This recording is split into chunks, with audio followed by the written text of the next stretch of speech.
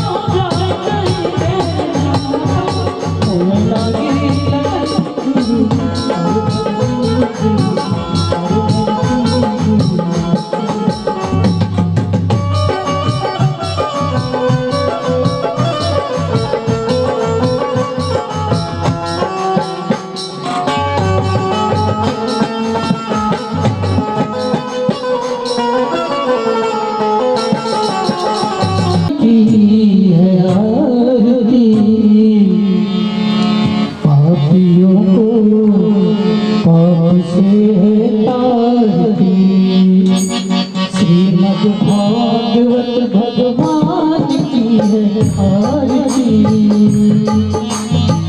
पापियों को पाप से है तारती पापियों को पाप से पापियों को पाप से पापियों को पाप से पापियों को पाप से श्री भागवत भगवान की है आरती पापियों को पाप से है तारती श्रीमद् भागवत भगवान की है आरती पापियों को पाप से है तारती ये हमारी बस्ती मोती पत्ते पंचम वेद निराला न ज्योति जगाने वाला ये हमारी बस्ती मोती पत्ते पंचम वेद निराला न ज्योति जगाने वाला हरि राम के हरि राम हरि राम के हरि राम ये जग मंगल की आरती पापियों को पाप से आरती आरती पापियों को पाप से आरती ये शांति गीत पावन पुनि पापों को मिटाने वाला हर दर्श कराने वाला ये शांति गीत पावन पुनि पापों को मिटाने वाला हर दर्श कराने वाला ये सुख करनी दुख हरनी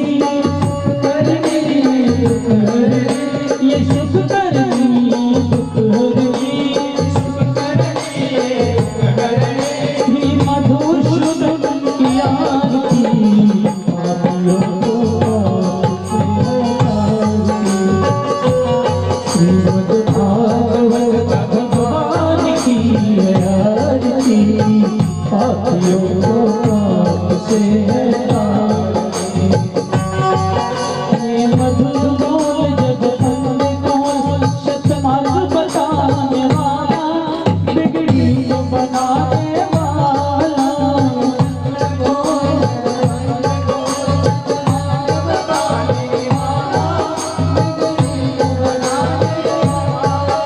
ये मधुर बोल जगदम्बे बोल सतमार्ग बताने वाला बिगड़ी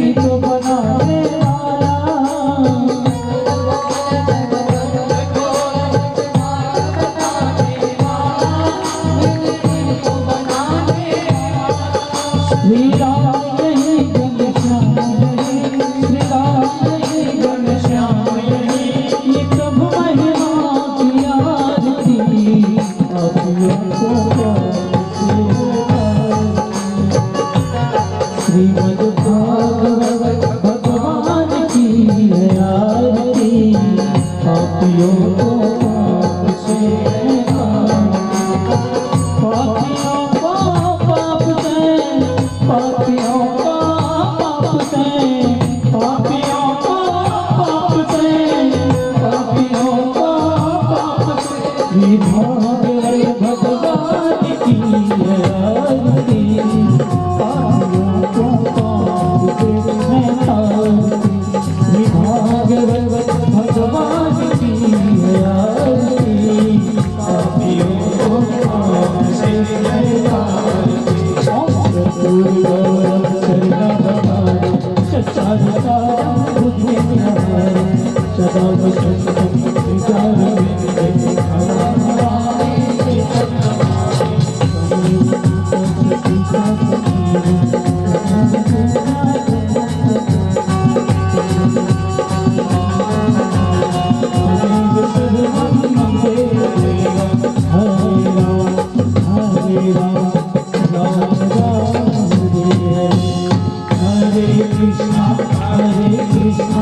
कृष्णा कृष्ण हरे हरे राम राम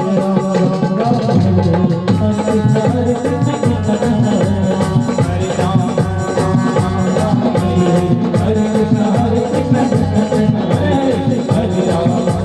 कृष्णा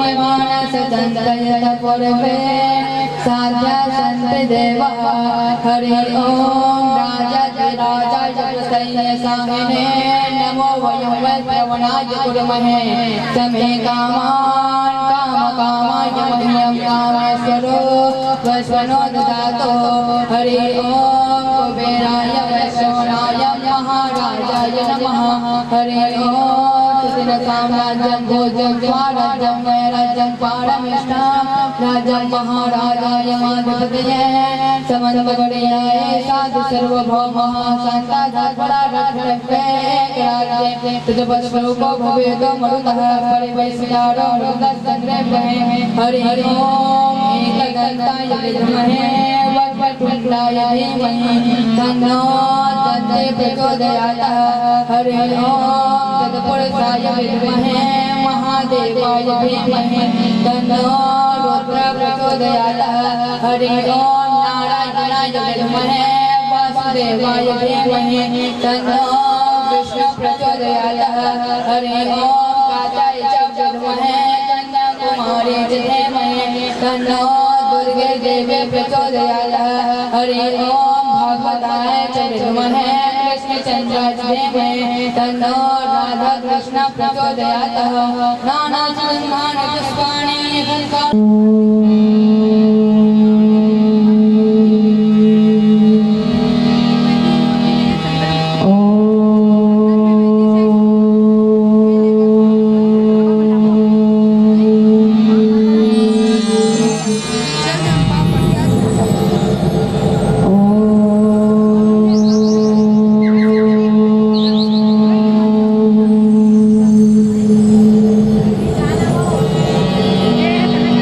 ओम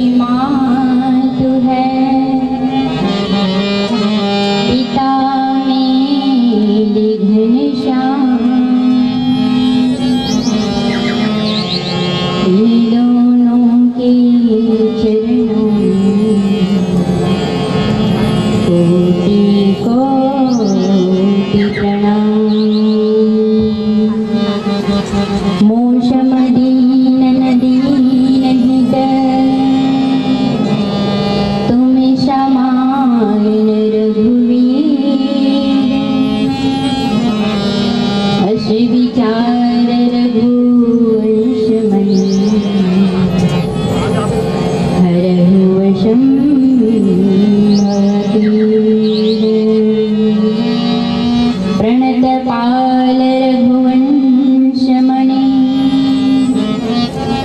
करुणा सिंधुखरारे गए शरण प्रभु राखी सबय अपराध विचारे बार बार बर मांगहु हर्षि देहु श्रीरंग पद सरोज अन पायनी भगति सदा सतसंग। प्रेम से बोल श्रीमद् भागवत महापुराण की, कृष्ण कन्हैया लाल की, राधा लवेली सरकार की, बजरंग बली महाराज की, श्री शनिदेव महाराज की, दुर्गा मैया की, समस्त ग्राम के देवी देवताओं की, अपने अपने गुरु माता पिता की राधे राधे। शाम से मिला दो। आइए आज की कथा में हम भगवान के 24 अवतार की कथा, सती चरित्र की कथा और ध्रुव चरित्र की कथा भगवान शुक्रदेव महाराज जी के मुखार विंद से कथा श्रवण पाठ करेंगे। और कथा में प्रवेश करने से पहले आप सब श्री नारायण नाम संकीर्तन, भगवान नाम संकीर्तन, मन वाणी शुद्ध करने के लिए भगवान श्री हरि नारायण का ध्यान करके आज परम सौभाग्य की बात है कि हम सभी के बीच पंडित भगवताचार्य राहुल पांडे जी देवी भागवत, शिव पुराण, गरुड़ पुराण, अन्य पुराण के वक्ता, जो कि पलारी से हमारे राहुल महाराज जी का आगमन हम सबके बीच हुआ है। साथ ही साथ पूजनीय दीदी ईश्वरी तिवारी जी भगवताचार्य, वो भी श्रीमद् भागवत महापुराण, देवी भागवत, शिव पुराण, गरुड़ पुराण, हरिवंश पुराण आदि पुराणों के वक्ता है। सौभाग्य की बात है कि कथा के बीच में अगर हमारे साथ दर्शन हो जाएं आचार्य गुरु गोविंद साधु संत का, तो बहुत सौभाग्य की बात है। मैं व्यासपीठ से कहना चाहूँगी कि महाराज जी, हमारे राहुल महाराज जी 2 शब्द हम सबके बीच परोसे प्रसाद स्वरूप, ताकि हम सबको भी प्रोत्साहन मिले। राधे राधे।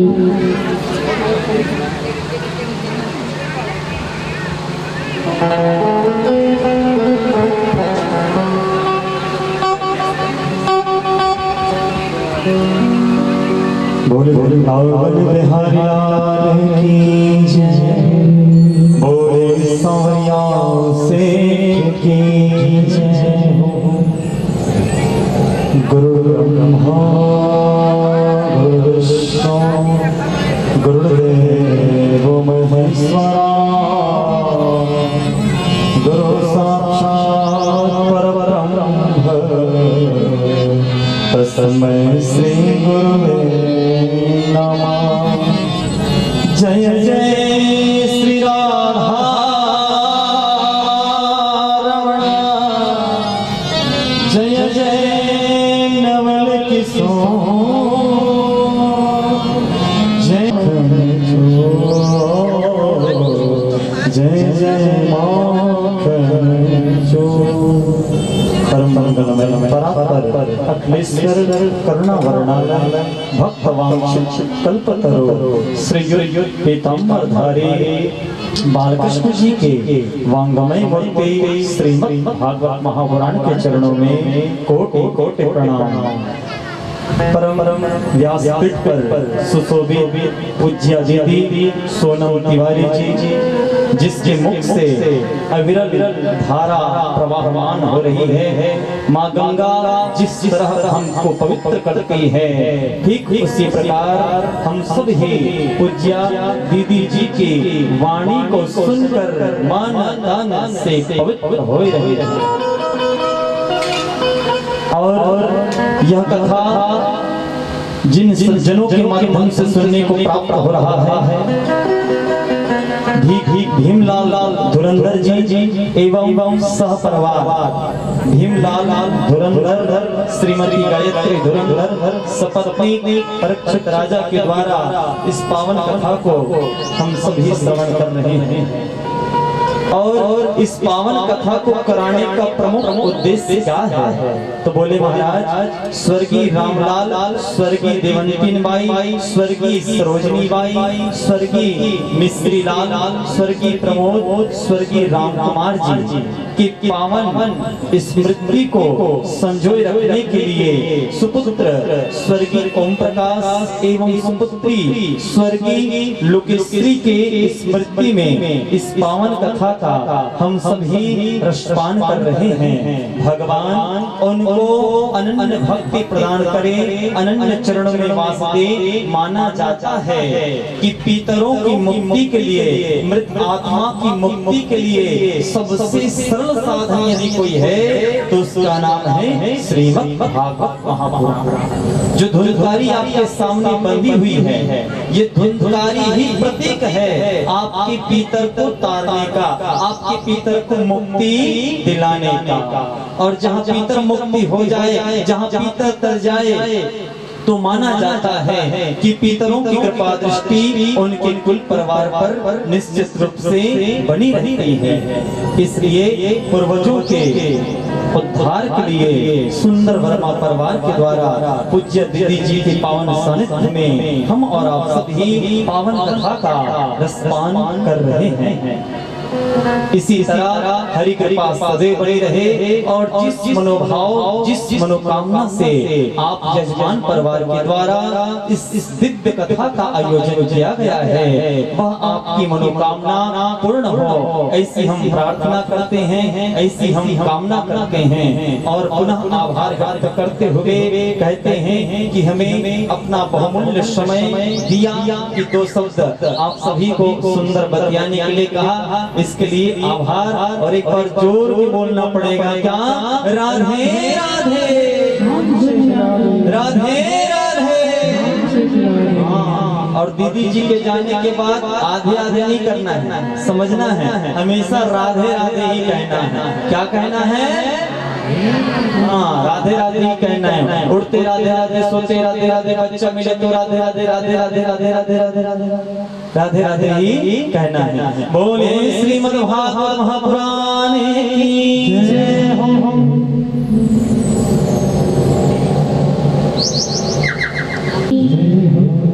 चलिए, कथा में प्रवेश करने से पहले मन वाणी को शुद्ध करने के लिए नारायण नाम का उच्चारण जैसे प्रतिदिन करते हैं, वैसे आज भी नारायण नाम से ही कथा में प्रवेश करेंगे।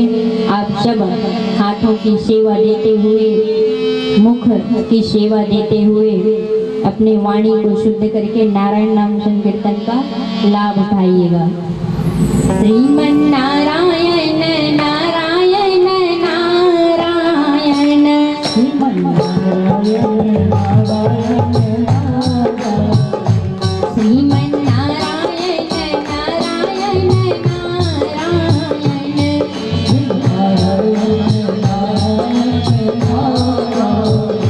श्रीमन नारायण नारायण नारायण, श्रीमन नारायण नारायण नारायण,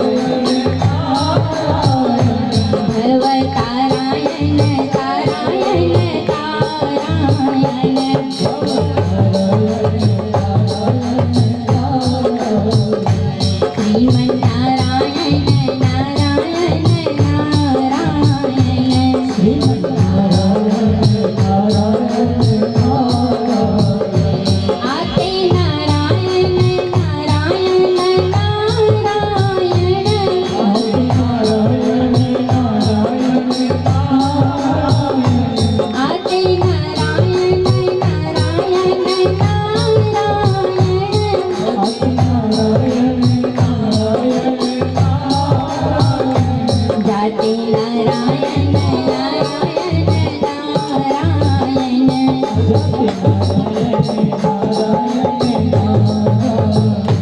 श्रीमन नारायण नारायण नारायण।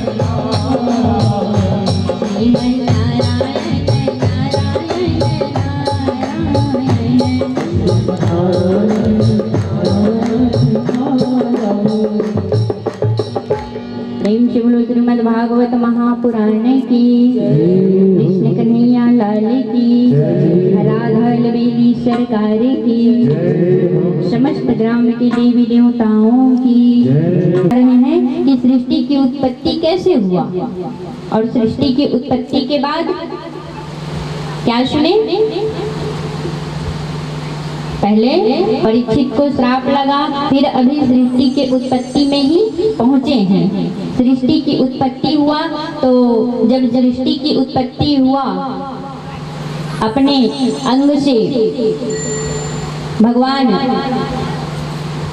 ब्रह्मा जी के द्वारा 10 पुत्रों का है ना 10 पुत्र प्रकट किए। जब 10 पुत्र प्रकट किए तो 10 पुत्र ने जो है सृष्टि का विस्तार में कोई लाभ सहयोग नहीं किए।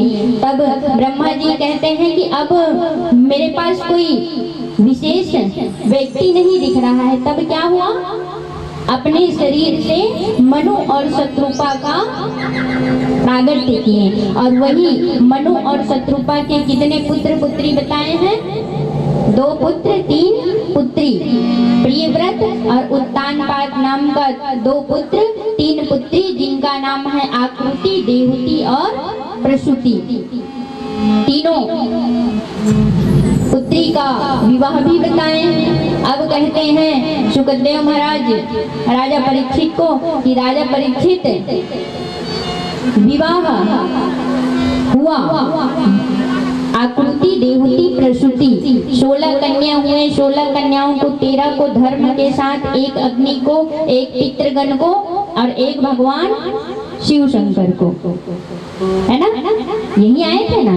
तो अब कहते हैं अब हमें आज की कथा में प्रवेश करना है। तो आज की कथा में हम भगवान के अवतारों की कथा सुनेंगे कि भगवान कौन कौन से अवतार लिए हैं।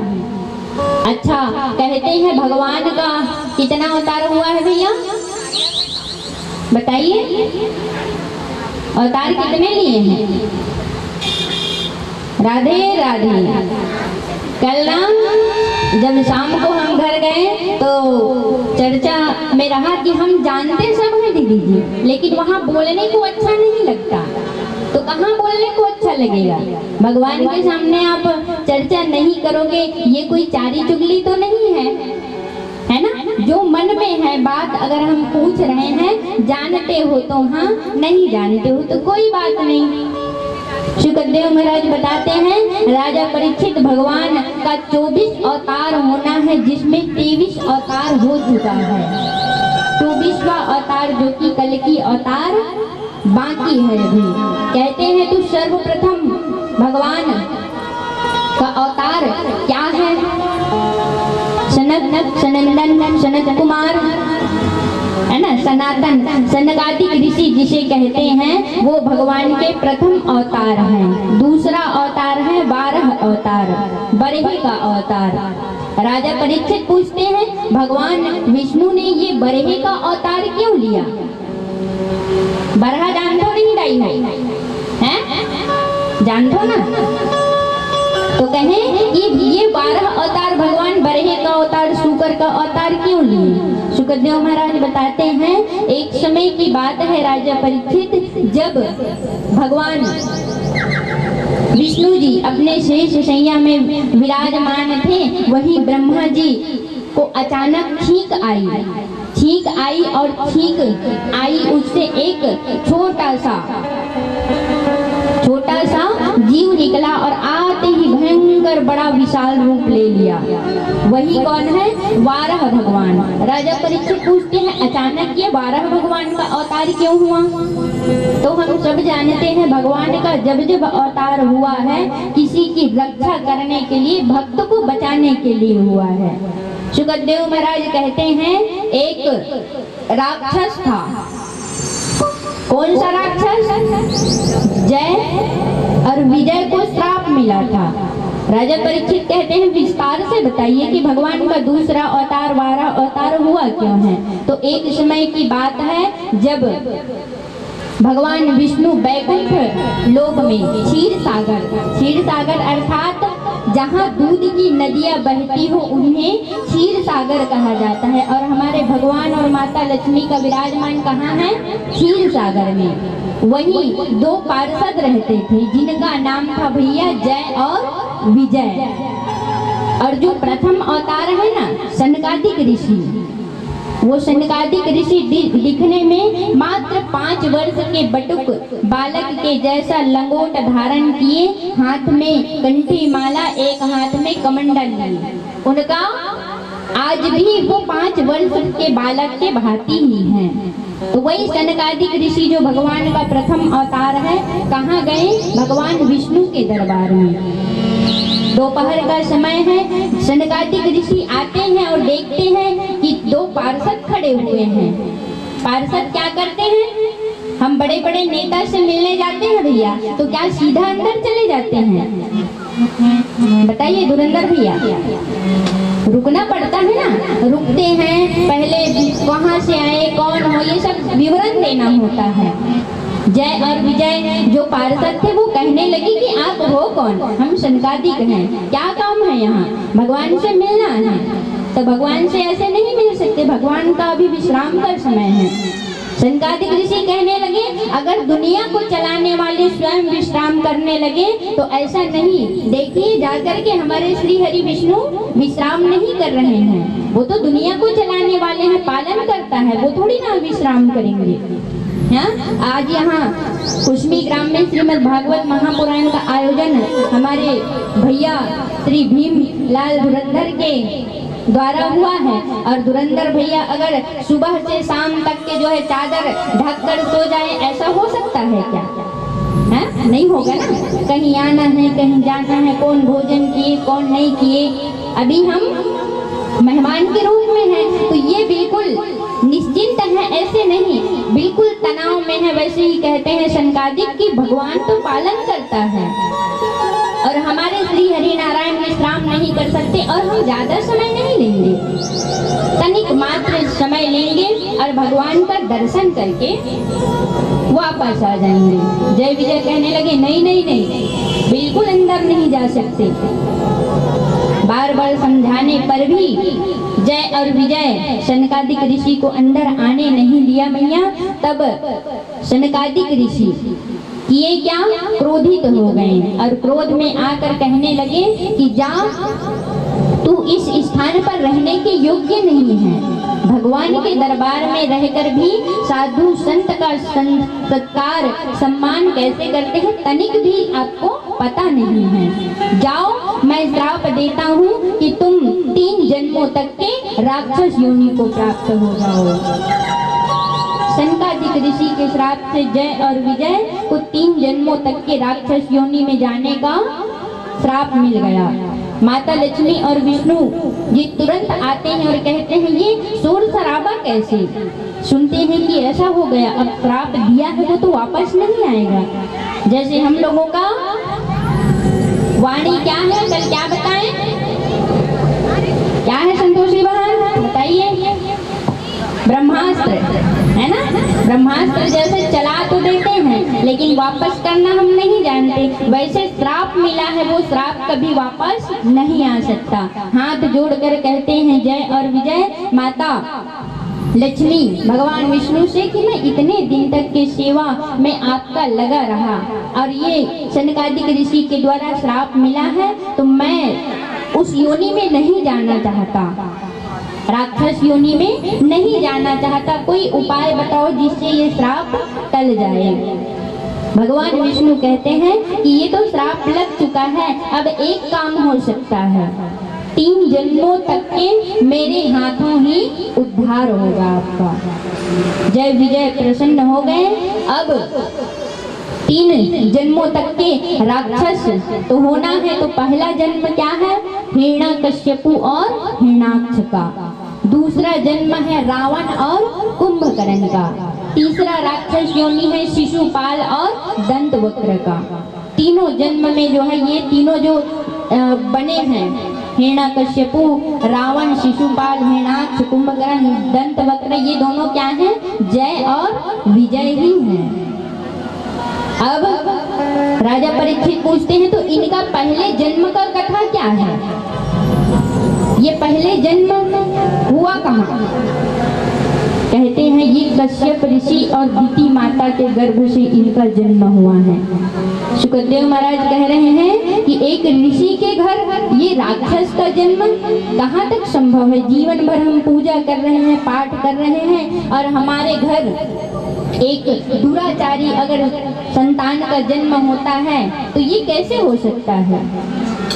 सुखदेव महाराज बताते हैं राजा परीक्षित कश्यप ऋषि का कार्य था रोज संध्या के समय हवन करना, यज्ञ करना, पूजा करना, आरती करना। जब कश्यप ऋषि और दिति, कश्यप ऋषि और दिति एक दिन जब संध्या के समय हमारे ऋषि जब हवन कर रहे थे तो उस समय में दिति आती है और कहती है स्वामी आपके सब पत्नियों का 1-1, 2-2 संतान है लेकिन आज भी मेरा कोई संतान नहीं है। मैं इस कामना से आपके पास आई हूँ कि मुझे संतान प्राप्ति का सौभाग्य प्राप्त हो। कश्यप ऋषि कहते हैं कि ये तो संध्या का समय है देवी, ये समय पूजा पाठ, आरती, हवन, यज्ञ, पूजन करने का समय है। हम जो है भोग विलास का समय नहीं है। देखिए भैया हर कार्य के लिए अलग अलग समय होता है। आज भी सतयुग, त्रेता, द्वापर, कलयुग हर रोज हमारे जीवन में आता है। राजा परीक्षित पूछते हैं वो कैसे? कहते हैं जो सुबह का समय होता है वो सतयुग का समय होता है। सुबह सुबह ना तो हमारे दिमाग में कोई छल न कपट, मात्र स्नान करो, पूजा पाठ करो, वो कहलाता है सतयुग, है ना। और दोपहर का समय जब हम कार्य करें तो वो द्वापर युग कहलाता है। अब संध्या का समय को क्या कहेंगे? कहीं हमें बात करना है किसी को किसी विषय में तो हम सोचते हैं कि संध्या का समय हो गया है, अभी बात करना उचित नहीं है। क्यों उचित नहीं है? संध्या का समय आधा से ज्यादा लोग कलयुग के वास में रहते हैं, वो कलयुग के पास जाते हैं, है ना। वो कलयुग हमारे पास नहीं आता, हम व्यक्ति कलयुग के पास जाते हैं। कल आपने सुना होगा कि जब कलयुग स्थान मांगे तो मांगे कहाँ? मदिरा में मांगे, है ना। मदिरा में उनका वास है, व्यक्ति में वास नहीं है। तो संध्या का समय जो है कलयुग का वास होता है। रोज हमें ये युग से निकलना पड़ता है। अब शाम को वही समय में कश्यप ऋषि पूजा कर रहे हैं। उनकी पत्नी जो है काम वासना से भरे आकर के पति देव को जो है मीठी मीठी बातों से बहला रही है। कश्यप ऋषि कहते हैं समय सबका होता है, काम करने के लिए हमें मजदूरी करने के लिए दिन भर का समय मिलता है, सोने के लिए रात का समय मिलता है, बच्चों के साथ बिताने के लिए अलग समय रहता है। हर कार्य के लिए देवी अलग अलग समय है। भोग विलास का अभी समय नहीं है, अभी तो हमें पूजा पाठ करना है। जब देवी नहीं मानी तो भगवान ये लीला है। कश्यप ऋषि और दिति का जो है मिलन हुआ भैया, वो भी किस समय? पूजा पाठ के समय। गर्भधारण कब हुआ? संध्या के समय में। कश्यप ऋषि श्राप देते हैं, देवी जैसे तुमने पुत्र की कामना से संध्या का समय, मेरी पूजा का समय को तुमने व्यर्थ में ही गंवा दिया, जाओ मैं श्राप देता हूँ, पुत्र एक नहीं दो दो होंगे, एक नहीं दो पुत्र होंगे, लेकिन दोनों यमल पुत्र होंगे, बड़े दुष्ट पुत्र होंगे। आज कश्यप ऋषि के श्राप से दिति के गर्भ में जब डर गए कि श्राप तो मिल गया है, लेकिन मुझे तो एक अच्छा पुत्र चाहिए था, ये मैं दुष्ट पुत्र को क्या करूंगा? अगर पुत्र अच्छा नहीं है तो उससे अच्छा निसंतान होना ठीक है।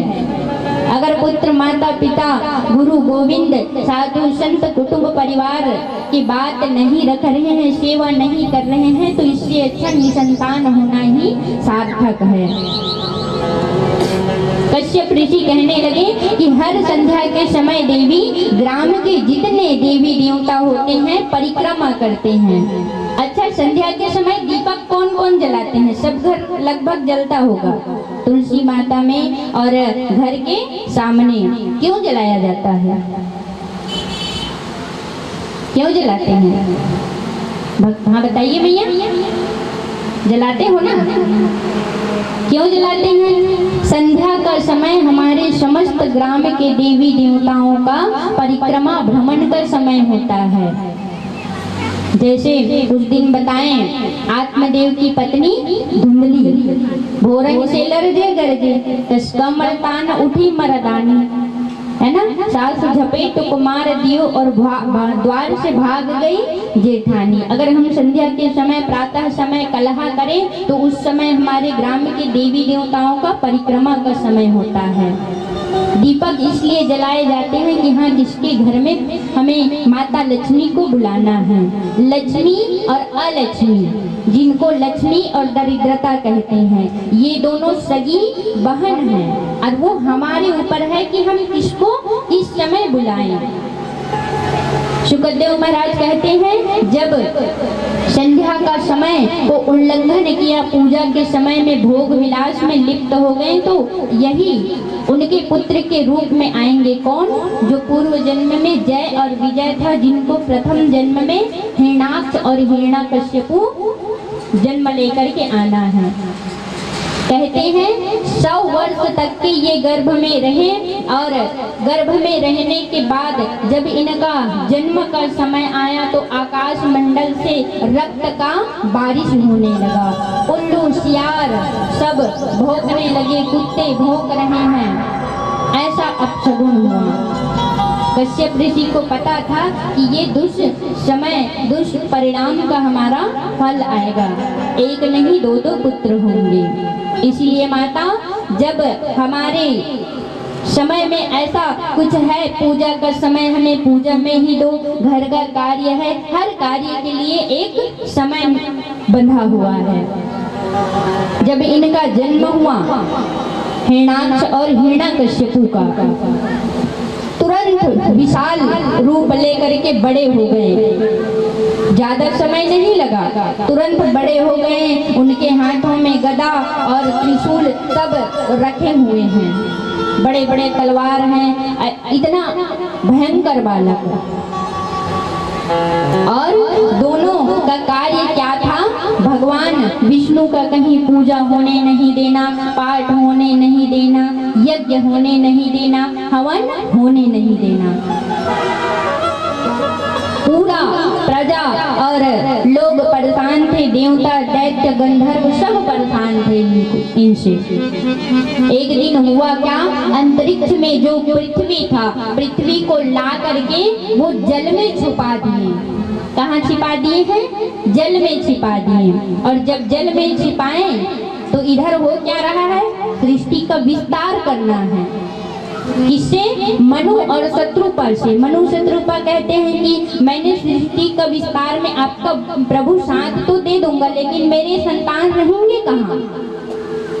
आज हमारे घर 2 पुत्र हैं या 1 पुत्र है तो हम उनके लिए अलग स्थान बनाते हैं कि ये हमारा पुत्र का अलग सा घर है, ये उनके लिए अलग सा जमीन लेकर रखते हैं कि हमारा 1 पुत्र है 2 पुत्र है उनके भाग में। तो मेरे तो इतने सारे संतान होंगे, उनको रखूंगा कहाँ? जब मनु महाराज जी कहते हैं, स्वयंभू मनु और शत्रुपा मैया कहती है तो कहते हैं पृथ्वी है ना, तो पृथ्वी कहाँ है? वो तो जल में है, कौन लेके गया? वो हिरण्याक्ष कश्यप ऋषि के पुत्र हैं, जो हिरण्याक्ष क्या किए हैं, जल के भीतर डुबा दिए हैं। किसको? किसको? पृथ्वी को, है ना, पृथ्वी को जल में छिपा दिए हैं। तो अब लाएगा कौन? तो ब्रह्मा जी को छींक आई जिससे एक सूकर निकला, है ना, वही जो है पृथ्वी को लाएगा। अब पृथ्वी लाने के लिए जब हमारे 12 भगवान जाते हैं तो 12 भगवान देखते, जैसे ही उठाते हैं पृथ्वी को, इधर हिरण्याक्ष आता है और कहते हैं, कौन लेके जा रहे हो कौन तुम? हम 12 भगवान हैं। गुरु गुरु गुरु गुरु आवाज आ रहा है गले से, हम 12 भगवान हैं। कौन भगवान हो? कहीं के भगवान हो, पहले युद्ध करो, फिर मेरे स्थापित किए हुए पृथ्वी को जल से बाहर निकालना। दोनों का भयंकर युद्ध हुआ। किसका? 12 भगवान और हिरण्याक्ष का। दोनों का भयंकर युद्ध, गदा से गदा, अस्त्र से अस्त्र, शस्त्र से शस्त्र, भुजा से भुजा, भयंकर युद्ध। अंत में भगवान 12 के हाथों हिरण्याक्ष का अंत हुआ। बोलिए 12 भगवान की, कृष्ण कन्हैया लाल की। ये है भगवान का दूसरा अवतार। अब कहते हैं यज्ञ अवतार लिए, कपिल भगवान का अवतार हुआ, महर्षि अत्रि दत्तात्रेय भगवान का। परीक्षित महाराज पूछते हैं ये दत्तात्रेय अवतार कुछ समझ नहीं आई प्रभु, ये कैसे हुआ? थोड़ा विस्तार से बताइए। राजा परीक्षित के पूछने पर सुखदेव महाराज बताते हैं, मैया कहते हैं एक समय की बात है जब तीनों देवी एक साथ बैठे हुए थे। एक साथ बैठे हुए हैं। अब एक साथ बैठे हैं तो आप ही बताओ, एक साथ बैठते हो तो क्या बात करते हो? आप लोग भी तो देवी हो ना, क्या बात करते हो बताओ देवियों? ये गहना कब लिया? ये साड़ी तीजे का है, ये साड़ी बुआ घर का है, ये फूफा घर के यहाँ, ये मेरे मामा ससुर के यहाँ, है ना? यही बात होता है ना कि मेरा कंगन ऐसा, मेरा चूड़ी ऐसा, देखो इनको मैंने नया खरीदा। ऐसे ही तीनों देवियों में जो है चर्चा का विषय चल रहा था। देव ऋषि नारद सोचते हैं ये देवी त्रिदेवी तो है और महादेवी है, लेकिन इनमें जो होना चाहिए, जैसे होना चाहिए वैसे नहीं है, तो कभी इन लोग विवाद भी नहीं हुए हैं। ब्रह्मा विष्णु महेश और तीनों देवी, तो क्या किया जाए जिससे इनको सबक मिले कि हमसे बड़ा कोई नहीं है, हमार मैकेल बड़े ककरो घर नहीं है। होता है ना, हमार मैके घर ले बड़े ककरो घर नहीं है, तो बताना पड़ेगा। और देव ऋषि नारद आ जाते हैं, नारायण नारायण नारायण। जब जब देव ऋषि नारद आए तब तब विवाद होना अति आवश्यक है। और ये ऐसे ही विवाद नहीं है, भगवान से मिलाने के लिए, टेढ़े व्यक्ति को सीधा करने के लिए होता है। देव ऋषि नारद आते हैं, कहते हैं कि मैया आप तीनों कर क्या रही हो? देख नहीं रहे हो? हम तीनों चर्चा कर रहे हैं। बैठो, कहाँ से आए हो? बस कैलाश पर्वत गया तो मैया नहीं दिखी तो बैकुंठ आए। यहाँ तो तीनों देवी एक साथ हो। क्या विषय में चर्चा हो रही है देवियों? बताओ। क्यों बताएं? चलो आप बताओ, आप कहाँ गए थे? मैं भ्रमण में गया था। कहाँ? अयोध्या, जहाँ चित्रकूट के यहाँ चित्रकूट में अत्रि मुनि का आश्रम है। उनकी पत्नी का क्या कहना, और किसी के बारे में अगर कोई अच्छाई कहने लगे तो क्या कहने का मतलब, क्या कहने का मतलब बताओ? कितनी पतिव्रता है, उनके जैसे पतिव्रता स्त्री हमने आज तक नहीं देखा, ना ही हो सकता है, ना ही होगा। ना कोई है, ना कोई आगे होगा। तीनों देवी सोचते हैं हमसे ज्यादा पतिव्रता कोई नहीं है, हम सबसे बड़े हैं। तो बड़े ही रहेंगे, तो कैसे पता चलेगा बताओ? कहे वो आप जानो। आप चाहती हो तो जाकर परीक्षा ले सकती हो, देख सकती हो। तीनों देवी सोचते हैं अगर हम गए तो बात बिगड़ सकती है, तो किसको भेजा जाए? हमारे पति देवता को। तीनों जो है क्रोध से पैर दम दम रखते हुए अपने अपने लोक में जाते हैं। भगवान देखते हैं, अरे ये क्या, ये क्या? ये माता लक्ष्मी इतनी क्रोधित होकर के कहाँ से आ रही हो? गीले वस्त्र में हम स्नान करने गए थे, बैठे थे, तो हुआ क्या? कहने लगे कि हमें आपसे एक काम है। माता लक्ष्मी यही कह रही है, ब्रह्माणी यही कह रही है, माता शक्ति भी यही कह रही है। कहने लगे तीनों देवियों को हुआ क्या है, क्या काम है बताओ? तो कहते हैं आपको जाना है, अत्रि मुनि के आश्रम जाना है। अत्रि मुनि के आश्रम में क्या करेंगे? कहते हैं जब आप जाओगे ना वहाँ, तो जब आप जाओगे तो देखना, आपको परीक्षा लेना है। उनकी पत्नी का नाम है अनुसुईया, और अनुसुईया को कहते हैं कि उनसे बड़ा पतिव्रता कोई स्त्री नहीं है। पहले होता क्या था मैया? माताएं जो है अनेक व्रत करती थी पति के लिए, कि भगवान हर जन्म में मुझे यही पति देना। आज कौन कौन ऐसे बोलते हैं कि हर जन्म में यही पति मिले? आवाज कम है का भाई? माइक की नहीं है ना? आवाज जात है, कोनो चाहबे नहीं करे कि वही पति मिले। त्रस्त है के जन्म में, कहाँ वही पूछी है ना? यही बात है ना? तो कहते हैं कि आप जब पतिव्रता कह रहे हैं ना, तो उनका परीक्षा लेना है। कैसे परीक्षा लेना है? आपको उनका सतीत्व को भंग करना है, और सतीत्व कब भंग होगा ये आप जानो। तीनों देवता को तैयार कर दिए, नारी हट में आ गई तीनों देवी, और आ जाती है इधर ब्रह्मा विष्णु महेश रूप बदल कर जाते कहाँ है? अत्रि मुनि के आश्रम पर। अत्रि मुनि के आश्रम पर जाकर देखते हैं कि वहाँ एक माता है जो सुंदर चंद्रमा के समान उनका मुखमंडल चमक रहा है। देखने लगा कि ये मैया अब हम करें क्या, करें क्या? तो कहते हैं कि हमें भूख लगी है, माता भिक्षान देही, मैया भिक्षान देही। माता जो है फल लेकर आती है, और फल लेकर कहती है कि ये अर्पण, ये पकड़िए। तीनों देवता कहते हैं ऐसा नहीं, हम भोजन करते हैं तो हमारा एक नियम है। क्या नियम है? कि हम भोजन करेंगे तो बिल्कुल स्वच्छता से, हम निर्वस्त्र होकर अगर कोई स्त्री भोजन परोसती है तभी हम भोजन करते हैं। अनुसुईया माता सोचती है कि ऐसा विचित्र प्रश्न रखने वाला, ऐसा एक वचन रखने वाला ये है कौन? बहुत समय तक तो इधर उधर सोच में पड़ जाती है, और सोच में पड़ने के बाद वो पतिव्रता स्त्री है।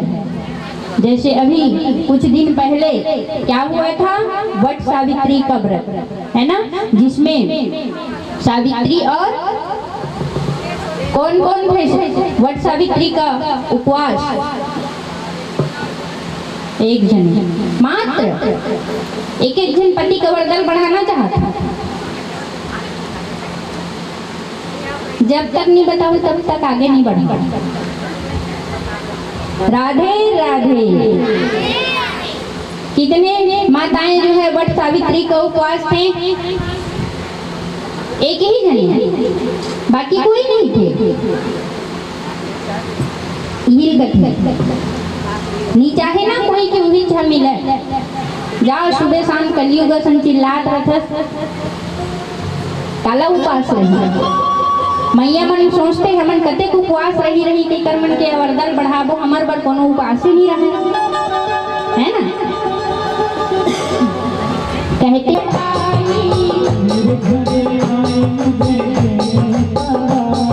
भूल गई आज अपनी सारी चतुराई, भूल गई आज सारी अपनी चतुराई। भारत की देवियों से हुआ आज सामना, भारत की देवियों से हुआ आज सामना। भूल रहे देव बन करके लालना, भूल रहे देव बन करके लालना। माता अनसुईया ने डाल दियो पालना, माता अनसुईया ने डाल दियो पालना। भूल रहे देव बन करके लालना, भूल रहे देव बन करके लालना।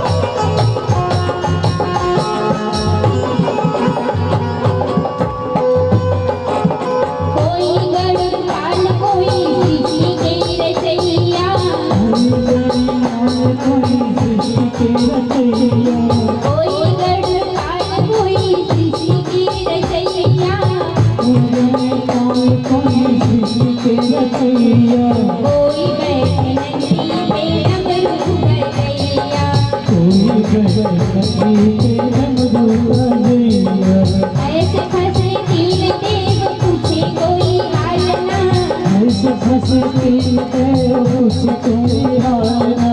भूल रहे तीन देव बन करके लालना, भूल रहे तीन देव बन करके लालना। भूल रहे तीन देव बन करके लालना, भूल रहे तीन देव बन करके लालना। तीनों देवी दुखी होकर किया पधारी, तीनों देवी दुखी होकर किया पधारी।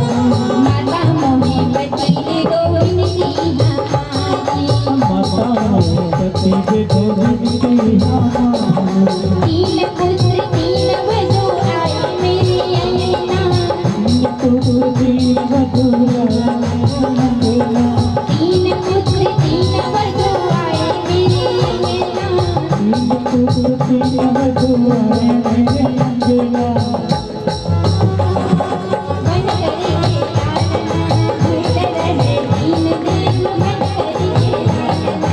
माता अनसुईया ने डाल दियो पालना, माता अनसुईया ने डाल दियो पालना। भूल रहे तीन देव बन करके लालना, भूल रहे तीन देव बन करके लालना। भूल रहे तीन देव बन करके लालना, भूल रहे तीन देव बन करके लालना।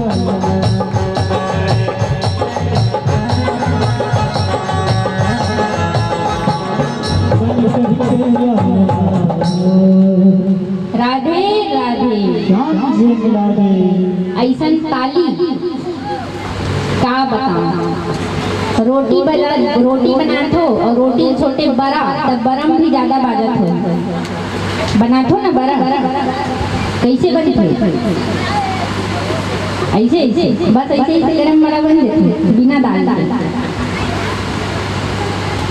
अच्छा शादी पर भी हमें नाचे मटके हो कि नहीं, कौन तभी अगले दिन बैठे बैठे क्या करते हो,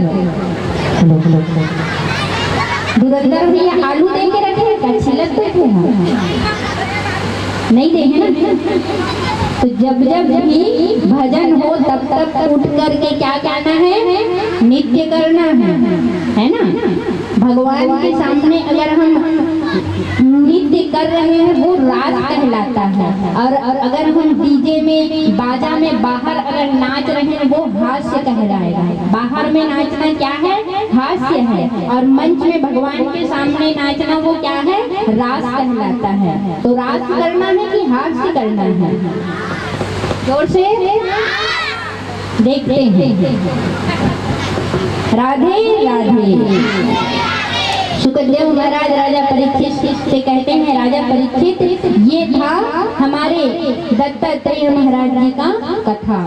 ये माता सती अनुसुईया से तीनों के अंश से अब जब तीनों देवी आती है और कहती है कि मैया हमारे पति कहाँ हैं, पहचान लो, दे दो। जब विनती करती है तो सोचती है कि क्या बात है, मेरे घर तो 3 पुत्र और 3 वधू, 3 पुत्र 3 वधू आए मेरे अंगना, झूल रहे 3 देव बन करके लालना। इतना सौभाग्य है कि तीनों देवता ब्रह्मा विष्णु महेश आज मेरे पुत्र के रूप में, और मैं ये वापस नहीं करने वाला, तो क्या करेंगे, अपने अंश से दत्तात्रेय भगवान का जो है प्रागट्य किए और तीनों देवी अपने अपने देवताओं को लेकर वापस आए हैं।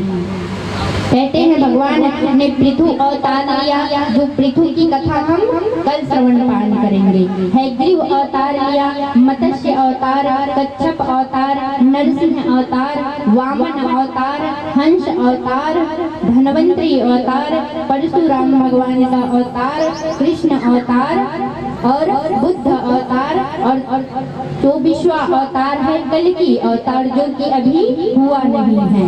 यही कलयुग का जब अंत होगा, और अंत कब होगा, सुखदेव महाराज कहते हैं जब हर स्थान पर पूजा दान यज्ञ होना बंद हो जाएगा, जब लोगों का ऊंचाई मात्र छोटे छोटे 3 फीट के लोग रहेंगे, छोटे छोटे बिल्कुल, है ना, इतना सा वृक्ष के नीचे जो है बाजार लगेगा, उस समय में कलयुग का अंत होना है। अभी तो बहुत बाकी है, आज भी धर्मात्मा है, जगह जगह यज्ञ हो रहे हैं, हमारे भीम भैया के जैसे आज भी हर स्थान पर कोई न कोई धर्मात्मा पुण्यात्मा है जो भगवान के भजन कीर्तन यज्ञ पूजा करा रहे हैं।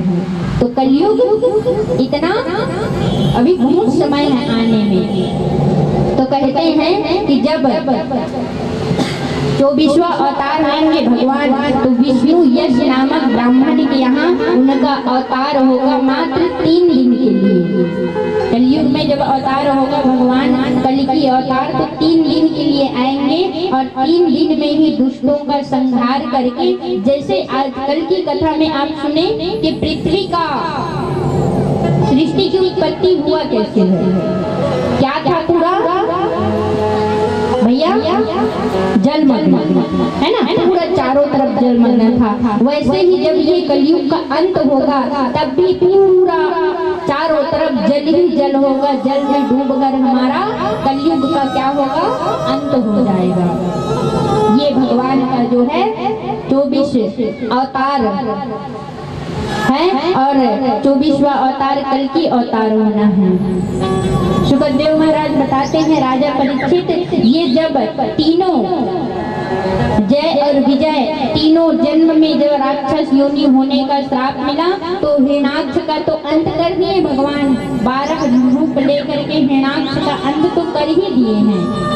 अब मनु और शत्रुपा की जो पुत्री है आकृति, देवहूति और प्रसूति का विवाह जो है दक्ष के साथ हुआ है। 16 कन्या हुआ जिसमें 13 धर्म एक पितृगण को दे दिया गया। अब छोटी पुत्री का विवाह हुआ। कौन है छोटी पुत्री? सती। उनका विवाह किसके साथ हुआ है? भोले बाबा के साथ, है ना।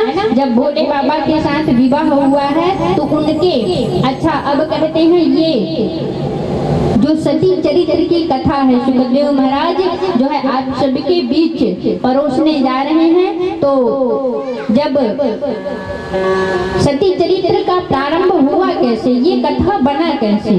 राजा परीक्षित पूछते हैं। सुखदेव महाराज कहते हैं एक समय की बात है, कनखल देश की राजधानी जिसमें दक्ष प्रजापति का पद मिला। प्रजापति एक पद है, दक्ष उनका नाम है। और दक्ष का पिता कौन है? ब्रह्मा जी। अंगूठे से दक्ष का उनका प्रागट्य हुआ है। ब्रह्मा जी के अंगूठे से दक्ष महाराज जी का प्रागट्य हुआ है, ब्रह्मा जी के अंगूठे से। तो कहते हैं कि उस समय जब प्रजापति का पद मिला, किसको? दक्ष को।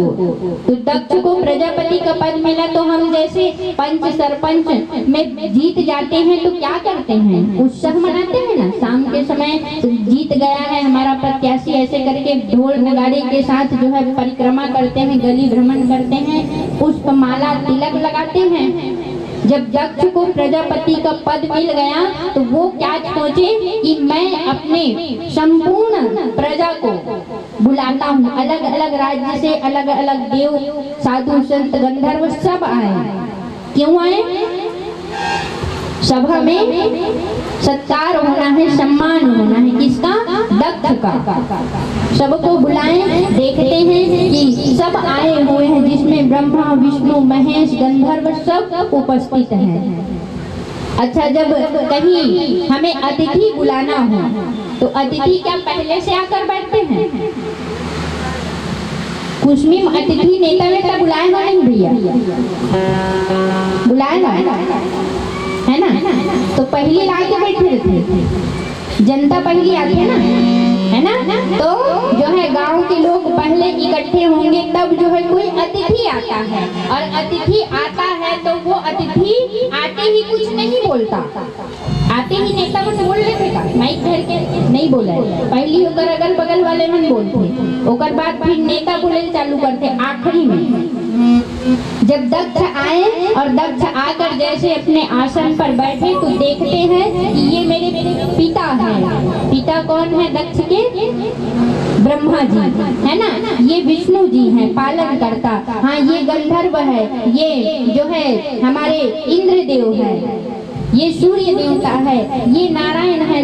आदि सब बैठे हुए हैं और सब उठ उठ करके जो है क्या कर रहे हैं? प्रणाम कर रहे हैं दक्ष को।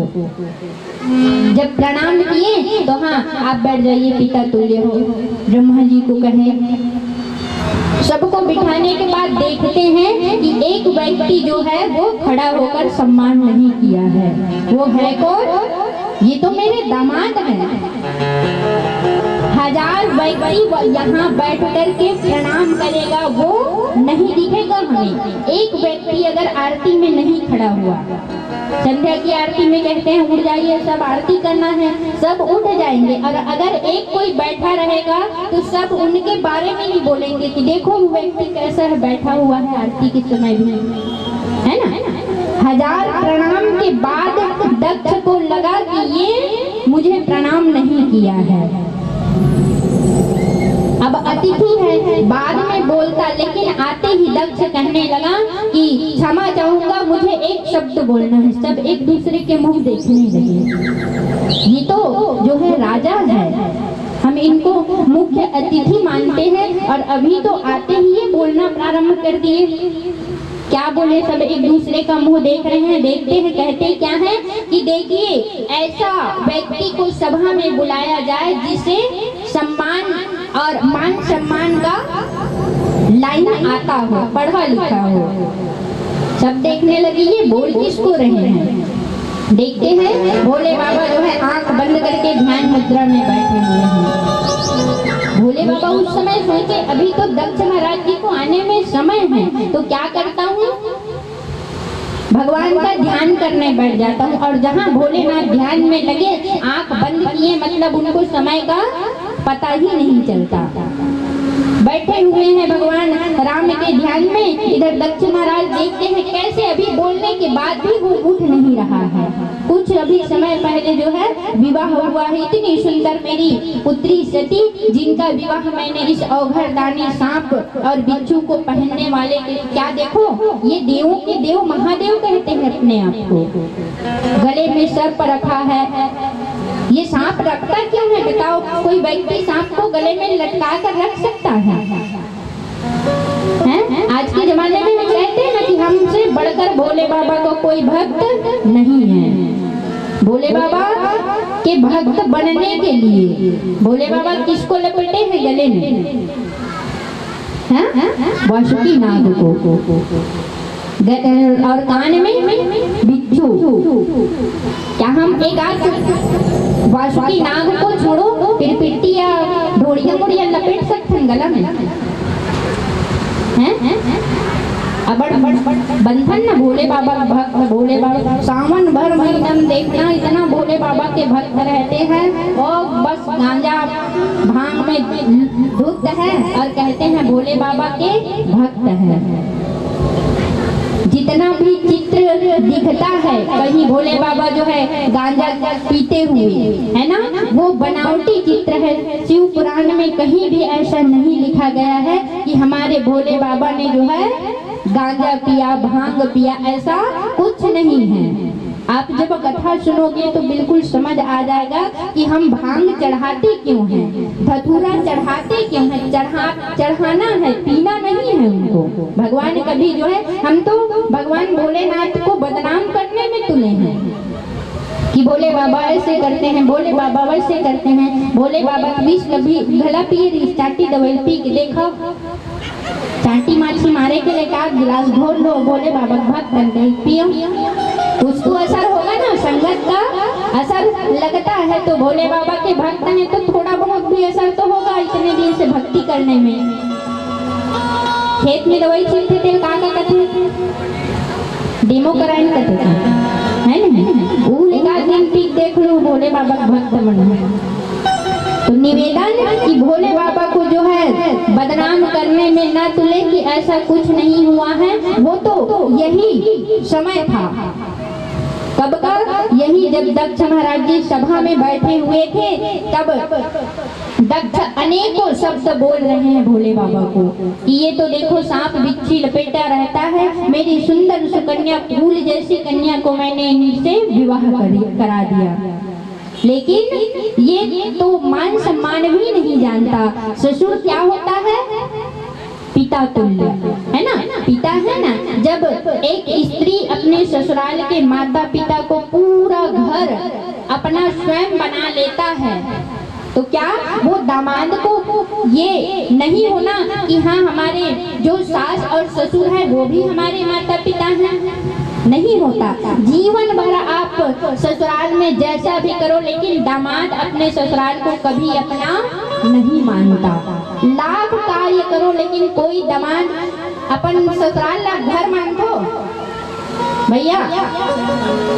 ससुराल का करो नहीं है कहीं हावे ना सबके दाई दादा माने हो ससुर सास नहीं, अपने दाई दादा वो तो कर दाई दादा हमारे बाई केगा वो जाने है ना, अब वो बाई है तोड़ दाई दादा मानते ना, हैं होता है ना, सही बात है। तो कहते हैं कि जब भोले बाबा कहने लगे ये तो परंपरा है, जब नेत्र खोले तो कहते हैं ये तो परंपरा है कि दामाद को सुनना पड़ता है, ये पीढ़ी दर पीढ़ी से चला आ रहा है। आप कितने अच्छे रहो अपने घर के लिए, पत्नी के लिए, लेकिन जब जाओगे ना ससुराल तो दो शब्द सुनाएंगे ही, भले आपके बाल पक गए हो, लेकिन बोलेंगे ससुराल वाले, चाहे सास हो कि ससुर हो, कि हाँ ये तो ऐसा है, इसमें ये कमी है, ये कभी नहीं सुधरेगा। ये पीढ़ी दर पीढ़ी चला आ रहा है। आज मेरे ससुर चली आ रही है, भोले बाबा बिल्कुल चुप है, लेकिन साथ में जो नंदी गए हैं, नंदी को ये बात पसंद नहीं आई। नंदी को ये बात बिल्कुल पसंद नहीं आई। कहने लगे देखो आप जो है ना मेरे स्वामी के बारे में ऐसे मत बोलो, मैं सुन नहीं सकता। तो क्यों नहीं सुन सकते? कहते हैं जो अपने गुरु, अपने साधु और संत का चुगलीचारी सुनता है वो ब्रह्म हत्या के समान दोष लगता है। गुरु का अगर हम निंदा करें, भगवान का अगर हम निंदा करें तो ब्रह्म हत्या के समान हमें क्या लगता है? दोष लगता है। तो ये मेरे गुरु हैं। कौन कह रहे हैं? नंदी महाराज जी कह रहे हैं कि ये मेरे गुरु हैं और मेरे भगवान हैं। मेरे भगवान के बारे में मेरे सामने कुछ मत बोलो, नहीं तो मैं श्राप दे दूंगा। क्या तू कहता है दक्ष कि मेरा राज्य, मेरा प्रजा, मैं प्रजापति? कोई प्रजापति नहीं, मैं बिल्कुल नहीं कहना चाहिए। एक दिन ऐसा होगा राजा दक्ष कि तुम्हारे सिर के ऊपर एक बकरे का सिर लगेगा। श्राप मिल गया। वहाँ पूषा बैठे थे, भृगु ऋषि बैठे थे। वो कहने लगे हमारे राजा के बारे में कुछ मत बोलो, जाओ हम तुम्हें श्राप देते हैं कि जितने भी भोले बाबा के भक्त होंगे वो पाखंडी और घरदानी होंगे। आज भृगु और पूषा का श्राप सभी भक्तों को लग गया है, पाखंडी कह दिए। पुनः भगवान के भक्त नंदी को नंदी श्राप देती है, जाओ ऐसे ऐसे ब्राह्मण होंगे जो मांस भक्षण भी करोगे, ये श्राप है हमें। एक ब्राह्मण जो है होता क्या है, ब्राह्मण कुल में जन्म लेने के बाद भी वो मांस और मदिरा के घेरे में फंसा हुआ रहता है और स्वयं को क्या कहता है? वेद पाठी ब्राह्मण कहता है। ये श्राप लगा है पूषा और भृगु ऋषि का। दक्ष ने श्राप दिया किसको? नंदी को कि जाओ पाखंडी हो जाओ, पाखंडी हो जाओ। नंदी ने कहा कि आपका सर बकरे का लग जाए। भगवान सोचते हैं ये तो कोई सभा था, सम्मान सभा था, ये तो श्राप सभा बन गया है। एक दूसरे को श्राप दे रहे हैं। यहाँ से उठना ही बेहतर है, नहीं तो ना जाने और कितने को श्राप लग जाए। भोले बाबा कहते हैं चलो नंदी चलो चलो। क्या चलो भोलेनाथ, आप तो चुप बैठते हो, हैं? माता के बारे में बोल रही है, विवाह हो गया तो हो गया, है ना? ये बहुत अभिमानी हो चुका है, दक्ष अभिमानी हो चुका है। भोले बाबा कहते हैं जैसा को तैसा, चलो उठ करके सभा से चले जाते हैं। भैया जब जाते हैं माता सती को बताते हैं, भगवान भोलेनाथ से पहले नंदी भृंगी बता देते हैं। क्या कहते हैं? हम अभी जब सभा में गए थे ना माता, तो वहाँ आपके पिता हमारे महादेव को कितने अपशब्द बोले हैं। माता सती ये बात जान रही है। कुछ समय के बाद देखिए दक्ष ने किया क्या? बदले की भावना से यज्ञ रखा, एक बड़ा यज्ञ रचा और यज्ञ में जो है संपूर्ण देवी देवताओं को बुलाया गया और बुलाने के बाद कहा सबको, राजभट जिसे कहते हैं, है ना, राजभट जिसे कहते हैं, कहा कि देखो सबको बुलाना लेकिन महादेव को इस यज्ञ में नहीं बुलाना है। ना तो कोई बुलाएगा और अगर आ भी गया तो कोई सम्मान नहीं करना है उनका। कहने लगे कि ये यज्ञ को हम नाम क्या दें? तो अगर हम बदले के भावना से किसी को नीचा दिखाने के लिए कोई कार्य कर रहे हैं तो वो यज्ञ नहीं कहलाएगा, तामस यज्ञ कहलाएगा। क्या यज्ञ कहलाएगा? तामस यज्ञ कहलाएगा। हम दुनिया भर को निमंत्रण दिए हैं, हमारे पड़ोसी के घर एक पीला चावल नहीं पहुंचा है तो वो गलत है। हम अपना कर्तव्य पूर्ण रूप से निभाएं, सबको निमंत्रण दें, सबको बुलाएं, सबको सम्मान पूर्वक जो है आने को कहें। आए ना आए उनका स्वभाव है। अब कहते हैं जब तामस यज्ञ के रूप में रचे तो सोने का जो है सुंदर पताका, बड़े बड़े केला के खंभे, बड़े बड़े सुशोभित बिल्कुल सभा सजा दिया गया है। यज्ञ रचा है जिसमें संपूर्ण देव, गंधर्व, किन्नर सब आए हुए हैं। जब देवऋषि नारद को यहाँ पुनः जगह मिल गया, देवऋषि नारद आते हैं और माता को कहती है, माता सती आप तैयार नहीं हुए हो? क्यों देवऋषि नारद? ये देखो आपकी जो बहनें हैं ना, है ना, जो बहनें हैं 60 उनकी बहनें जो उनकी बड़ी रानी की थी दक्ष की पत्नी उनसे हुई है, और 16 कन्या सगी जो सती के बहन हैं। दक्ष से 16 कन्या हुए हैं, जो 13 धर्म को, एक पितृगण को, एक अग्नि को और एक भोले बाबा को, जो कि सती मैया है। कहते हैं कि देखो ये आपकी जितनी बहन मौसी है ना, सब जो है आकाश मंडल में कैसे सज संवर कर जा रही है। देखते हैं वास्तविक में ये तो सब सज संवर कर जा रही है। ये कहाँ जा रहे हैं देवऋषि नारद? ये अपने पिता के घर जा रहे हैं। क्यों जा रहे हैं? वहाँ यज्ञ रचा है बहुत भारी, तो यज्ञ रचा है तो हमें तो नहीं बुलाया। हो सकता है अभी कुछ दिन पहले महादेव से कुछ बात विवाद हुआ है, कहते हैं ऐसे करते हैं, ये तो पिताजी है मेरे, और पिता के घर बिना बुलाए भी हमें जाना चाहिए। जाकर माता सती भोले बाबा को कहती हैं, प्रभु चलिए ना, तैयार हो जाइए। क्यों सती? पिता के घर जाना है। क्या कोई लेने आया है सती? नहीं स्वामी। कोई निमंत्रण आया है सती? नहीं सती। नहीं स्वामी। तो कैसे जाओगे? कहे कैसे बात करते हो? अभी कुछ दिन पहले जब विवाह हुआ तो आप बड़ी बड़ी बातें कर कर आए थे। आपके माता पिता, मेरे माता पिता, आपके घर मेरे घर, मेरे घर आपका घर, जैसे ही कैलाश में लाकर बिठाए, ना तो यहाँ कोई मेरी सहेली है, ना कोई सखी है, ना बात करने वाली है, बस आप तो सांप बिच्छी और नंदी भृंगी के बीच लगे रहते हो। इतने दिन बाद मैं जाना चाह रही हूँ स्वामी, मुझे जाने दो। भोले बाबा कहते हैं आप जा सकती, लेकिन निमंत्रण आने के बाद।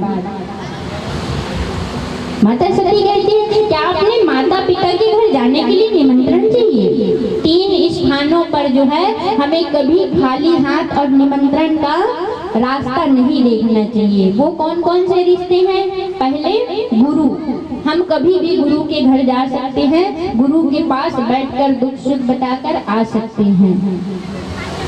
माता पिता, और तीसरा है कथा स्थान, जहाँ कथा हो रहा है, भागवत हो रहा है, रामायण हो रहा है, गीता हो रहा है, वहाँ निमंत्रण की आवश्यकता नहीं है। आप भगवान के बुलाने में ही स्वयं आ जाओ, तो तब तो सार्थक है।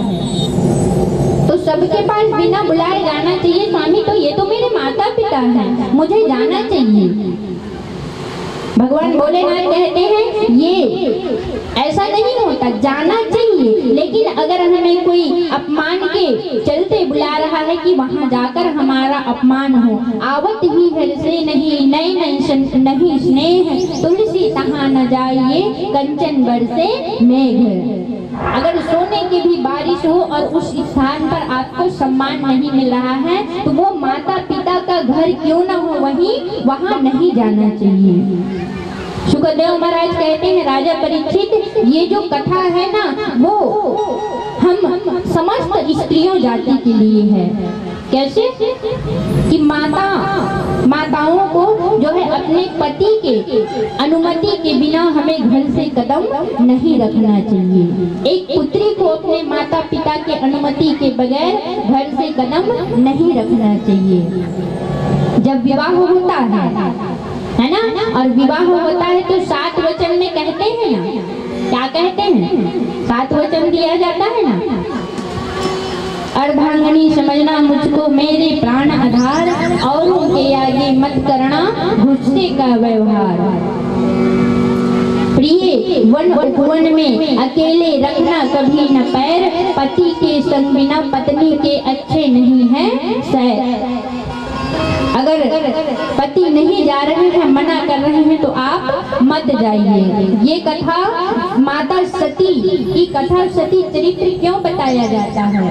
आज हम छोटे छोटे बात पर क्या करते हैं, मायके जाके बैठ जाते हैं। हाँ दाई दादा कोस डली, है ना। अक्का कन खात हम वहाँ तेला यहाँ खातन तेल उहे खाबो। किसके यहाँ? माता पिता के यहाँ। थोड़ा भी लड़ाई झगड़ा, इतना लड़ाई झगड़ा हुआ, देखिए घर ऐसे ही नहीं बसता मैया, घर ऐसे ही नहीं बसता। और घर को मंदिर बनाने के लिए बहुत परिश्रम करना पड़ता है। किसको?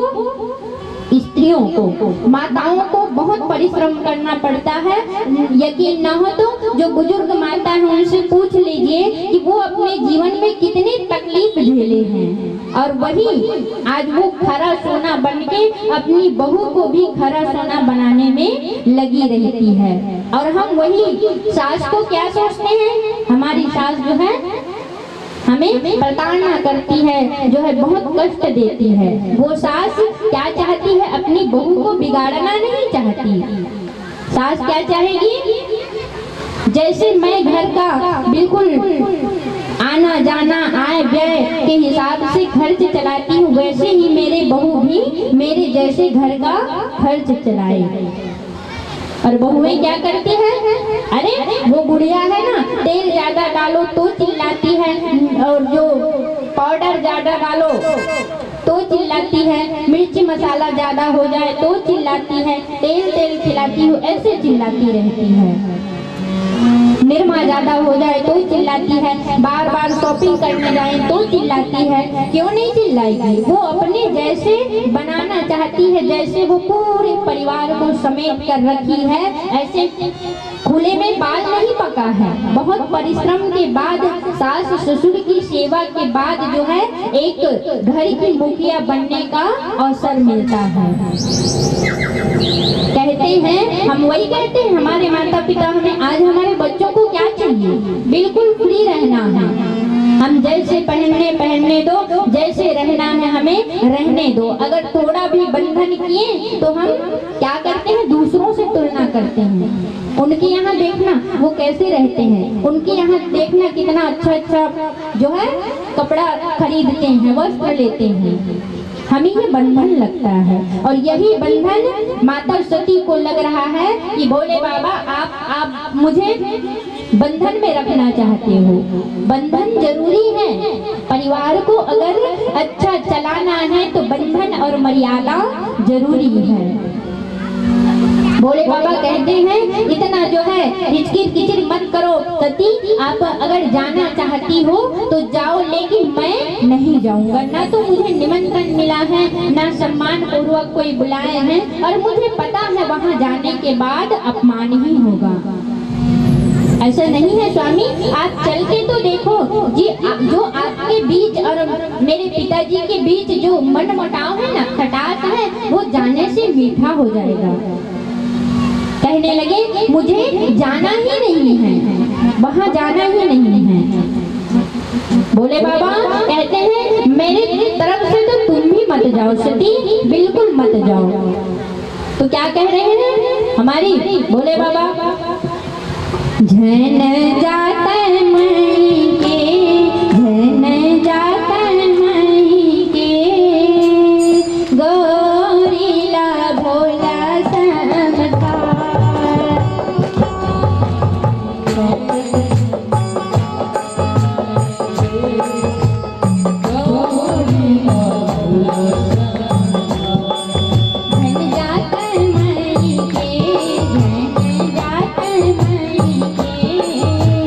गौरी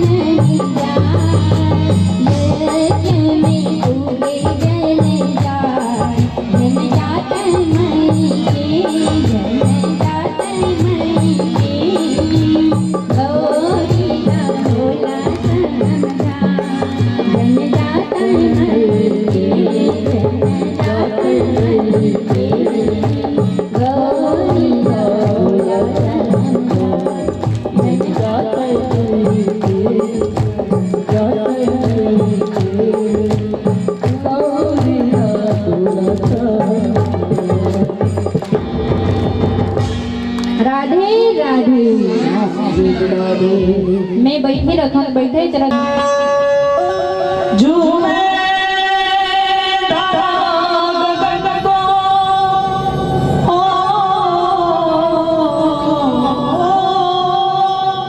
झूमे धारा गगन को, नाचे दसों दिशाएं, शिवनाथ तेज महिमा जगदीश लौटाए, शिवनाथ तेज महिमा जगदीश लौटाए। झूमे धारा गगन को,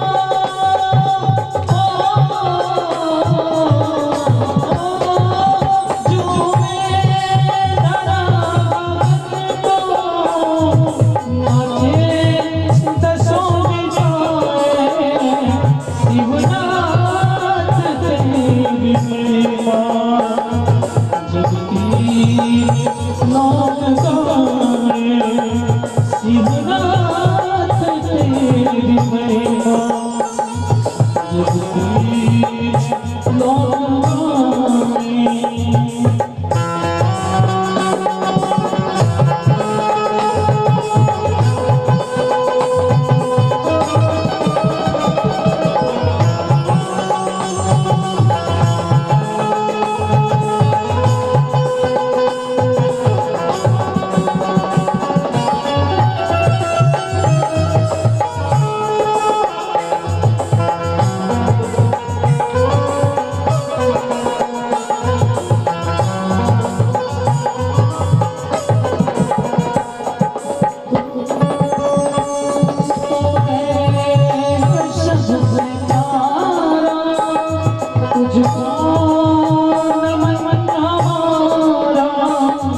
तुझे सबसे प्यारा, तुझको नमन हमारा, लाए तेरे द्वारे दर्शन की कामनाएं, लाए तेरे द्वारे दर्शन की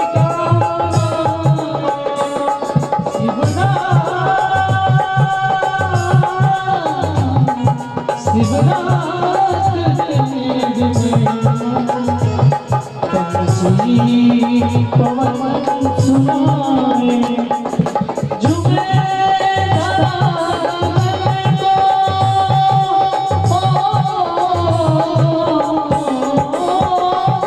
झूमे धारा गगन को, नाचे दसों दिशाएं, शिवनाथ तेरी महिमा जगदीश लौटाए, शिवनाथ तेरी महिमा जगदीश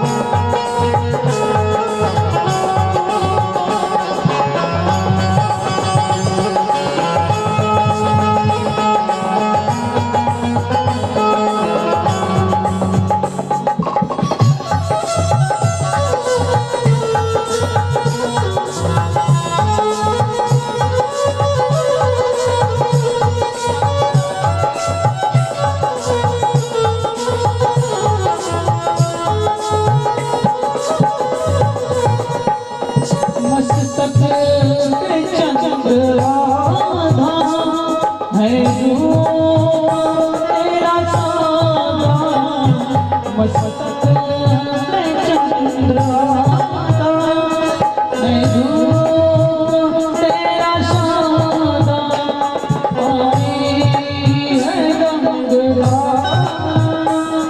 लेकर तेरी जटाएं, आई है रंगधारा लेकर तेरी जटा, शिवनाथ तेरी महिमा शिवनाथ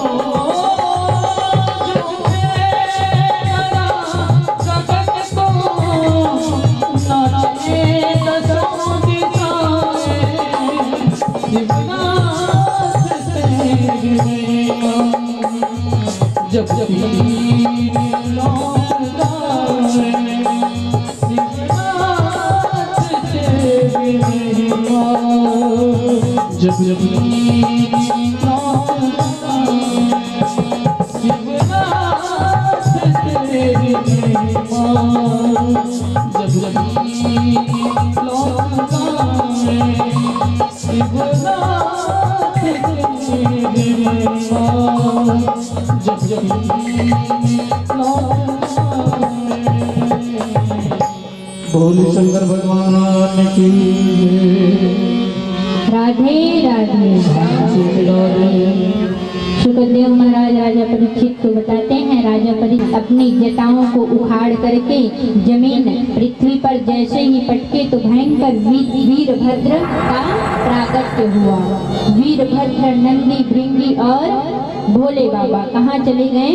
दक्ष के राजमहल में। और दक्ष के पास जाकर देखते हैं वहाँ सब आँख खुली की खुली, मुंह खुला का खुला, सब देख रहे हैं कि जहाँ पूजा होना था वहाँ ये हत्या हो गया है। वो भी किसकी? दक्ष की पुत्री थी। अब होगा क्या?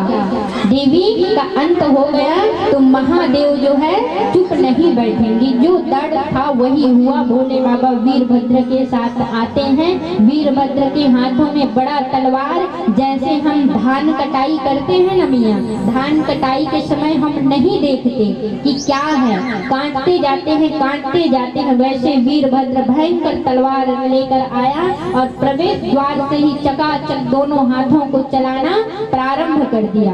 यज्ञ तहस नहस विध्वंस हो गया। कहाँ का यज्ञ, कहाँ का पीला अक्षत, कहाँ का केले के खंभे, कहाँ के बड़े बड़े सोने जैसा पत्र, बेल पत्र, आम पत्र, सब विनाश हो गया। नंदी भृंगी कहने लगे, वीरभद्र ये है जो मेरे माता का अपमान किया। दक्ष उस समय पीछे कदम करके पीछे आ नहीं रहे हैं सामने। भयंकर वीरभद्र के रूप को देखकर सब तहस नहस, जैसे धान कटाई करते हैं वैसे व्यक्ति को जहाँ पड़े वहाँ मारते गए। पूरा खून की नदियाँ बहने लगी। कहाँ? कनखल देश की राजधानी में। जब दक्ष के और देखने लगे वीरभद्र, कहने लगे तू ही है जो मेरे माता का अपमान किया और मेरे भोले बाबा और महादेवी को अलग करने वाला। गए और जाकर के ऐसे जोर से उनके धड़ सिर को अलग किए तो सीधा जाकर यज्ञ कुंड में गिर गया। बिना सिर का जो है दक्ष इधर उधर कदम मटक रहा है, यहाँ वहाँ इधर उधर हो रहा है। सब विध्वंस हो गए। अंत में महादेव देखते हैं कि माता सती जो है जली पड़ी हुई है। उनके जले हुए शरीर को उठाते हैं भोले बाबा और उठा करके कहते हैं, महादेवी सती अब मैं इसके साथ जो है कैलाश पर्वत पर बात करूंगा। मैं महादेव महादेवी के बिना तो अधूरा हूँ। मैं कैसे अपना जीवन यापन करूंगा।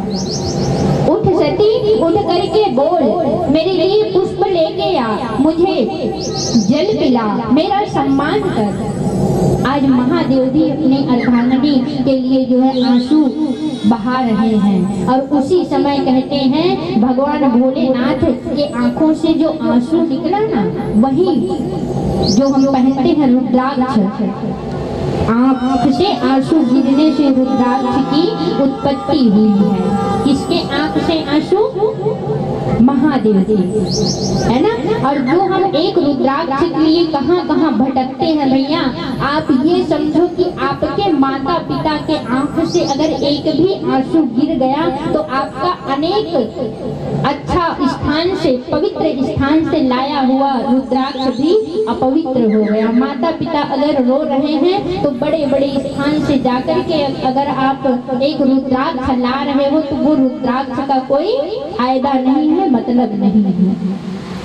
महादेव परम पिता के आंख से जो आंसू गिरे हैं उनसे ही रुद्राक्ष की उत्पत्ति हुई है। तो हम जितना चाहें अपने माता पिता के आंखों से आंख से आंसू नहीं गिराना चाहिए। अब जब माता सती को उठाए और उठा करके जैसे ही भोले बाबा बाहर निकल रहे हैं तो कौन हिम्मत दिखाए कि भोले बाबा को रोक सके। उस समय तो वीरभद्र से भी अत्यधिक क्रोध हमारे भोले बाबा के आंख में दिख रहा है। कोई रोके नहीं। अनेक वर्ष तक के माता सती के जले हुए शरीर को लेकर के भोले बाबा इधर उधर घूम रहे हैं, परिक्रमा कर रहे हैं। उस समय कई वर्ष हो गया, संहार का कार्य रुक गया है। भोलेनाथ को संहार का कार्य मिला है ना, संहार का कार्य रुक गया है। अब सब सोचने लगे कि सृष्टि का रचना हो रहा है, पालन कर रहे हैं, लेकिन संहार करता तो अभी वियोग में है। माता सती के वियोग में इधर उधर जले हुए शरीर को लेकर घूम रहे हैं। इनको उस वियोग से बाहर कैसा लाया जाए। हमारे घर में माता पिता अगर दुखी रहते हैं तो हम क्या करते हैं, अपने छोटे से बच्चे को ले जाकर पकड़ा देते हैं। लो पिताजी पकड़ो और उनके साथ मन बहलाओ। अगर हमारे घर में छोटे नाती पंथी भी नहीं है तो हमारा मन कैसे बहलेगा, हम कैसे खुश होंगे। तो कहने लगे कि हम ये भगवान भोलेनाथ को कैसे खुश करें, वे अपने वियोग से बाहर कैसे आएंगे।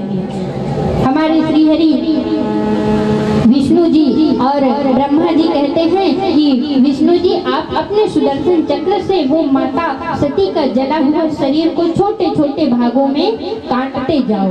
और जब भगवान भोलेनाथ के शरीर हाथ में एक भी अंग नहीं रहेगा तो वो अपने आप वियोग से बाहर आ जाएंगे।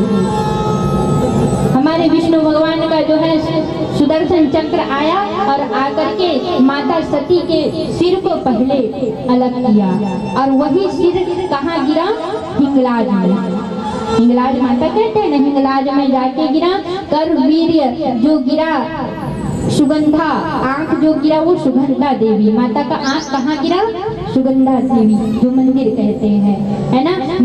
नासिका और गला, ये नासिका और गला महामाया मातेश्वरी, महामाया मातेश्वरी जिनको हम जानते हैं। जीभ माता सती के ज्वालामुखी मंदिर में निर्माण हुआ। ये जीभ कट करके एक स्थान पर गिरा, वहाँ ज्वालामुखी का निर्माण हुआ।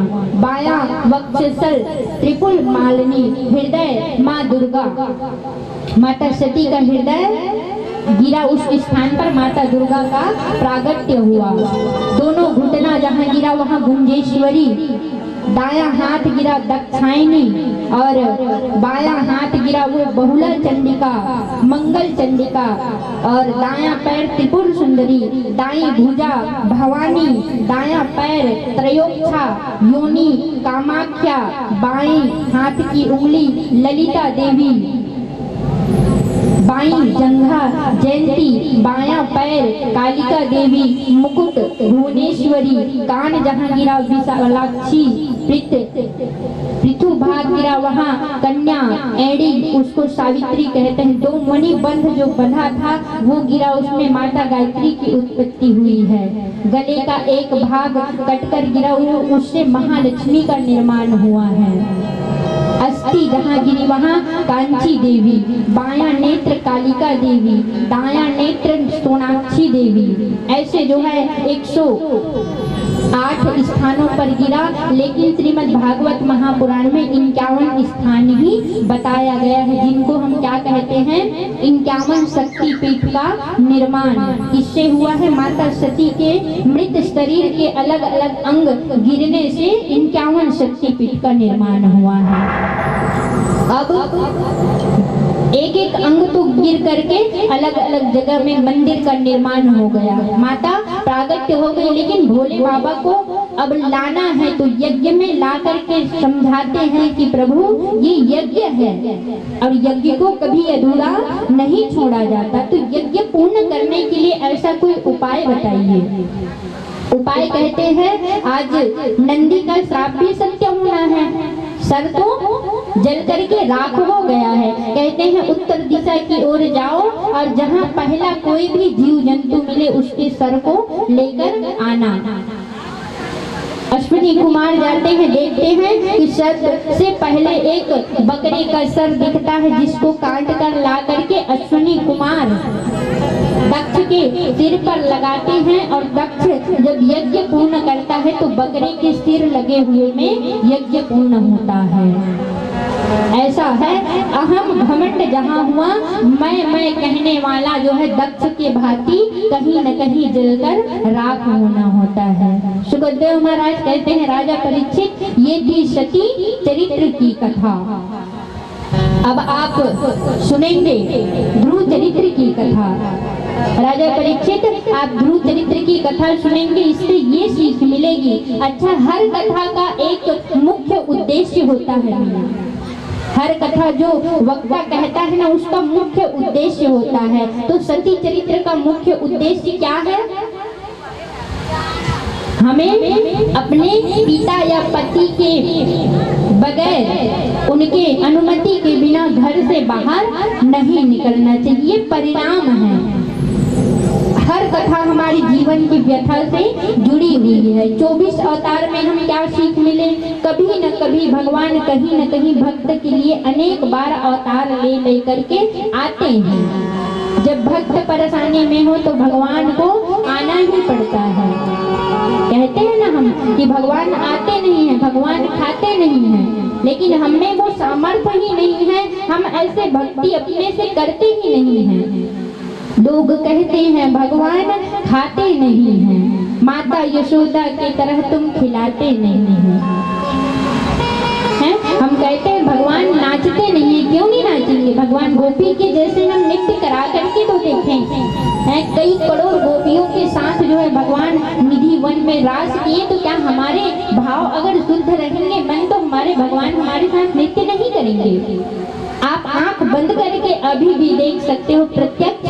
ये तो मंच की बात है, व्यास मंच के नीचे बैठे हुए हो, आपका अगर हृदय बिल्कुल पवित्र है और कथा के समय कोई छल कपट द्वेष नहीं रहता, छल कपट द्वेष सब बाहर ही छोड़कर आते हैं। हम जब कथा सुनेंगे तो हमको इतनी शांति मिलती है कि हम द्वेष छल कपट भूल जाते हैं ना। और जैसे वहाँ उधर निकले मंच से बाहर, तो हमारे पास कई अवगुण जो है आ जाएंगे। होता है ना ऐसे। तो हर कथा का एक उद्देश्य होता है। सती चरित्र का उद्देश्य यही है कि पिता पति के अनुमति के बिना घर के बाहर नहीं जाना चाहिए। सुखदेव महाराज कहते हैं, राजा परीक्षित, अब आप ध्रुव चरित्र की कथा सुनेंगे। ध्रुव चरित्र की कथा सुनने से पहले भगवान नाम संकीर्तन, अपने मुख और हाथ की सेवा देते हुए जो है, सुंदर दोनों हाथों की सेवा देते हुए भगवान का भजन करेंगे। तत्पश्चात जो है ध्रुव चरित्र की ओर प्रवेश करेंगे। राधे राधे।